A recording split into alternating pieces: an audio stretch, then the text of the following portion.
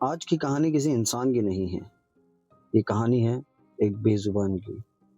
अगर विज्ञान की तरक्की के लिए किसी मासूम की जान लेनी पड़े तो क्या उसे तरक्की कहा जाएगा? स्वागत है आप सभी का आज की बातचीत में। यह कहानी शुरू होती है दूसरे विश्व युद्ध के बाद। बात है 1957 की। दुनिया दो हिस्सों में बटी हुई थी। एक तरफ था अमेरिका और दूसरी तरफ सोवियत यूनियन, और इनके बीच थी कोल्ड वॉर, यानी कि शीत युद्ध। एक ऐसा युद्ध जिसमें गोलियां नहीं लेकिन जिंदगियां जरूर खत्म हो रही थी। दूसरे विश्व युद्ध के बाद दोनों देशों को डर था, जो ताकतवर होगा वही जिंदा रहेगा। और ताकत अब जमीन पर नहीं, आसमान में मापी जाने लगी थी, यानी कि अंतरिक्ष। अंतरिक्ष मतलब भविष्य, सत्ता और डर। फिर आती है तारीख 4 अक्टूबर 1957। सोवियत यूनियन ने दुनिया को हिला दिया। पहला मानव निर्मित सैटेलाइट जो धरती की कक्षा में पहुंचा तो अमेरिका सन्न रह गया। लेकिन सोवियत खुश नहीं था, उसे और आगे जाना था। अब सवाल यह था कि क्या कोई जीव अंतरिक्ष में जिंदा रह भी सकता है? तब सोवियत यूनियन के वैज्ञानिकों ने एक निर्णय लिया कि चलो इंसान नहीं, किसी और जीव को भेजते हैं। और उन्होंने चुना कुत्ता। अब सवाल था, लेकिन कुत्ता ही क्यों? क्योंकि कुत्ता छोटा होता है, आज्ञाकारी होता है और इंसानों की तरह सवाल नहीं पूछता। मॉस्को की सड़कों से कुछ आवारा कुत्तों को पकड़ा गया। उन्हीं में से एक थी एक छोटी, शांत, भूरी आंखों वाली एक फीमेल डॉग। उसका नाम रखा गया लाइका, जिसका मतलब होता है भौंकने वाली। विडंबना देखिए, जिसे बोलना था वह कभी बोल नहीं पाई। लाइका की दुनिया अब बदल चुकी थी। छोटे धातु के बक्से, घंटों उसमें बंद रहना, पेशाब पैखाना सब वहीं। तेज कंपन, कानों को चीर देने वाली आवाज। उसका दिल 3 गुना तेजी से धड़कने लगता था और वैज्ञानिक नोट्स लिखते रहते थे। लाइका सहती रही। लाइका को नहीं पता था कि वह इतिहास बनाने जा रही है, और न ही यह कि इतिहास उसे अब कभी घर लौटने नहीं देगा, क्योंकि यह मिशन पहले से ही वन वे था। अब सवाल ये है, क्या वैज्ञानिक जानते थे कि लाइका मरने वाली है? क्या इसे रोका जा सकता था? इसका जवाब है हाँ, क्योंकि यह मिशन पहले से ही वन वे था। इतिहास में हर बड़ी खोज के पीछे एक सवाल छुपा होता है। क्या यह जरूरी था? लाइका अब एक फीमेल डॉग नहीं थी, वह एक प्रोजेक्ट थी, एक डेटा पॉइंट और विज्ञान। लेकिन विज्ञान अब भावना से नहीं, डेडलाइन से चल रहा था। बात है 1957 के अंत की। सोवियत सरकार का साफ आदेश था, हमें कुछ भी करके एक जीव को अंतरिक्ष में भेजना ही है। समय कम था, तकनीक अधूरी थी, और वापसी, उस पर किसी ने बात नहीं। वैज्ञानिक ये जानते थे तापमान क्योंकि ना कहना देशद्रोह था। लाइका अकेली नहीं थी, दो और फीमेल डॉग थी, जिनका नाम था अल्बीना और मुश्का। अल्बीना पहले भी ऊंचाई पर जा चुकी थी, वह सुरक्षित लौट आई थी। लेकिन लाइका ज्यादा शांत थी, कम हिलती थी, कम सवाल करती थी, इसलिए चुनी गई लाइका। इसके बाद लाइका पर क्या क्या हुआ? हफ्तों तक 60 गुना 60 सेंटीमीटर के बॉक्स में रखा जाता, नकली लॉन्चिंग कराई जाती, बार बार इतना कंपन कि पसलियां दुख जाएं, दिल की धड़कन 103 से 240 तक पहुंच जाती। एक रिपोर्ट में लिखा गया था, subject shows sign of stress but continues to comply. Compliance, यही शब्द था। दर्द नहीं, डर नहीं, बस कंप्लायंस। स्पुतनिक 2 को बहुत जल्दी में बनाया गया था। कोई टेस्ट फ्लाइट नहीं, कोई इमरजेंसी प्लान नहीं, कोई वापसी सिस्टम नहीं। यह मिशन शुरू से वन वे था। सरकार ने दुनिया से कहा, लाइका कई दिनों तक जिंदा रही, लेकिन सच्चाई यह थी कि वह कुछ ही घंटों में मर चुकी थी।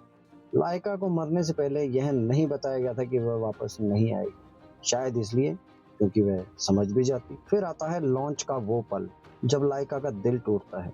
अंतरिक्ष में पहली मौत, और वो गलती जिसको दशकों तक छुपाया गया। कभी कभी इंसान जीत का जश्न मनाता है और उसे पता भी नहीं होता कि उसी पल 3 नवंबर 1957 बाइकोनूर कॉस्मोड्रोम, कजाकिस्तान।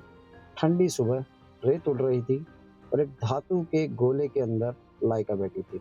स्पुतनिक 2 के कैप्सूल में फिट किया गया। शरीर से चिपके सेंसर, दिल, सांस, ब्लड प्रेशर, खाने के लिए जेल जैसा फूड, पेशाब के लिए ट्यूब। कैप्सूल इतना छोटा कि वह सिर्फ खड़ी या बैठ सकती थी, लेकिन मुड़ नहीं सकती थी, लेट नहीं सकती थी। उसे किसी ने कुछ भी नहीं कहा, कोई विदाई नहीं, कोई समझाइश नहीं, बस दरवाज़ा बंद कर दिया गया और फिर चालू हुआ काउंटडाउन। 5, 4, 3, 2, 1। आसमान कांप उठा। रॉकेट ने जमीन छोड़ी और लाइका धरती से दूर होती चली गई। उसका दिल लॉन्च के समय 3 गुना तेज धड़क रहा था। पहले कुछ मिनट सब कुछ नॉर्मल था। ऑक्सीजन सप्लाई चल रही थी, लाइका सांस ले रही थी। लेकिन फिर थर्मल कंट्रोल सिस्टम फेल हो गया। कैप्सूल का तापमान तेजी से बढ़ने लगा। 40 डिग्री, 45 डिग्री, 50 डिग्री। लाइका हांफने लगी। उसका शरीर पसीने से भीग गया। सेंसर पागल हो चुके थे। धरती पर बैठे वैज्ञानिक सब देख रहे थे, लेकिन कुछ कर नहीं सकते थे। कुछ घंटों के भीतर लाइका का दिल धीरे धीरे रुकने लगा। रेडियो सिग्नल कमजोर पड़ा और फिर एक लंबी खामोशी। लाइका मर चुकी थी, अंतरिक्ष में मरने वाली पहली जीवित प्राणी। और फिर हुई झूठ की शुरुआत। सोवियत सरकार ने घोषणा की लाइका कई दिनों तक जीवित रही और प्रयोग सफल रहा। अखबारों में फोटो छपे, जश्न मना, परेड निकली, लेकिन सच्चाई फाइलों में बंद कर दी गई। लाइका मरी, लेकिन उसी दिन इंसान ने अंतरिक्ष जीत लिया। जब किसी की मौत को फाइलों में बंद कर दिया जाए तो वह हादसा हादसा नहीं रहता, वह अपराध बन जाता है। लाइका मर चुकी थी, लेकिन दुनिया को यह नहीं बताया गया। धरती की कक्षा में लगातार घूमता रहा स्पुतनिक 2 और उसी के साथ घूमता रहा उसके अंदर एक खामोश शरीर। लगभग 5 महीने तक स्पुतनिक 2 धरती के चारों ओर घूमता रहा। फिर आई तारीख 14 अप्रैल 1958। वह जलकर वायुमंडल में खत्म हो गया। लाइका का शरीर भी। कोई कब्र नहीं, कोई अंतिम संस्कार नहीं, बस राख। फिर कुछ साल बाद कुछ वैज्ञानिक बोले, जिनमें थे ओलेग गाज़्नेकोव, इस मिशन के प्रमुख। उसने कहा, जितना समय बीतता गया हमारा पछतावा उतना ही बढ़ता गया। हमने ऐसा कुछ नहीं सीखा जो इंसानों की जान बचाने के लिए पर्याप्त हो। और यह बयान लाइका की मौत के 40 साल बाद आया। बात है सन 1990 के दशक की। सोवियत फाइलें खुली। दुनिया को पता चला लाइका दिन नहीं घंटे जिंदा थी और मौत का कारण था ओवरहीटिंग और स्ट्रेस। और मिशन में वापसी की योजना कभी थी ही नहीं।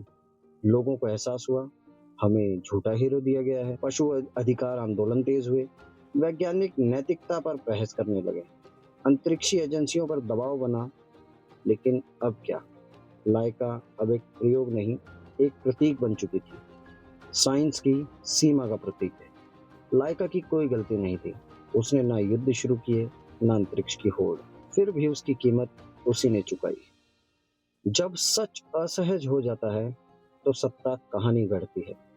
लाइका मर चुकी थी, लेकिन सोवियत यूनियन को एक हीरो चाहिए था और हीरो हमेशा जिंदा दिखाया जाता है। फिर चालू हुए मीडिया कैंपेन। अखबारों ने लिखा, Laika is doing well in space, she eats, sleeps and orbits happily. Radio पर कहा गया, लाइका ने साबित कर दिया कि समाजवाद विज्ञान से आगे है। सवाल पूछने वालों को चुप करा दिया गया, क्योंकि कोल्ड वॉर में सवाल पूछना मतलब दुश्मन। स्कूल की किताबों में लाइका की मुस्कुराती तस्वीरें जोड़ी गई। अंतरिक्ष में एक खुश लाइका जिसके कार्टून बने, पोस्टर छपे, डाक टिकटें निकली। बच्चों को सिखाया गया लाइका बहादुर थी और उसने खुशी खुशी बलिदान दिया। लेकिन क्या किसी ने उससे पूछा था? लाइका अब बस एक नाम थी, एक चेहरा थी, एक ब्रांड थी, लेकिन बस एक जीव नहीं थी। उसकी पीड़ा कहानी से हटा दी गई, क्योंकि पीड़ा अक्सर जश्न खराब कर देती है। लेकिन सोवियत का जवाब था, साइंस डिमांड सेक्रीफाइस। यही लाइन इतिहास में सबसे डरावनी बन गई। लाइका को मरने के बाद अमर बना दिया गया, ताकि कोई उसकी मौत के बारे में सवाल न पूछे। हर बलिदान इतिहास नहीं बनता, कुछ सिर्फ चेतावनी बनते हैं। लाइका मर चुकी थी, लेकिन उसकी कहानी यहीं खत्म नहीं हुई। उसकी मौत ने विज्ञान को आईना दिखाया। कुछ बदलाव की शुरुआत हुई। लाइका के बाद जानवरों को वापस लाने के लिए मिशन बने, सुरक्षा सिस्टम सुधारे गए। इंसानों को भेजने से पहले 1000 बार सोचा गया, यूरी गागरिन लाइका के बिना अंतरिक्ष नहीं जाता, क्योंकि किसी को पहले मरना पड़ता है। जानवरों का अंत नहीं, लेकिन लायका आखिरी नहीं। लेकिन उसके बाद जानवरों को मरने के लिए नहीं भेजा गया। वह सीमा थी जिसके बाद साइंस ने कहा अब और नहीं, कम से कम कागजों में तो नहीं। साल 2008 में मॉस्को में लाइका का स्मारक बना। एक लाइका, एक रॉकेट, और नीचे लिखा उसके लिए जिसने रास्ता दिखाया। वह मूर्ति हमें याद दिलाती है तरक्की की कीमत होती है, और कभी कभी कीमत गलती से ली जाती है। अगर लाइका जिंदा होती तो क्या हम उससे माफी मांग पाते? और अगर नहीं, तो क्या हम वही गलती आज भी दोहरा रहे हैं? लाइका इतिहास नहीं थी, लाइका एक चेतावनी थी। सवाल यह नहीं है कि उसने हमें क्या दिया, सवाल यह है कि हमने उससे क्या छीन लिया। बातचीत में आज बस इतना ही।